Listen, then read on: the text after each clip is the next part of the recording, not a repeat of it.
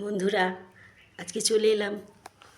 কালকে আসেনি, কারণ কাল আমি রান্না করিনি। আমি জল ঢালা পান্তা ভাত খেয়েছি, খুব ভালো লেগেছে। পেঁয়াজ, কাঁচা লঙ্কা আর শশা, সর্ষের তেল মেখে খুব ভালো লেগেছে খেতে। তাই জন্য আমি আসিনি কালকে। আজকে আবার দুপুরে মেনু দেখো, ভাত, নুন বেগুন ভাজা,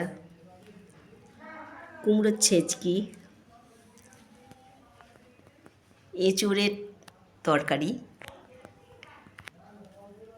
আর বড়ি, বেগুন, কুমড়ো আর পাকা তেঁতুলের টক।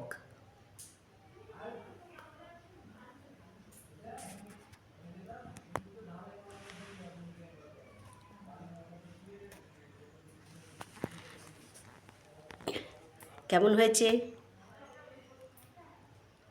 ভালো লাগলে আর লাইক করো, কেমন?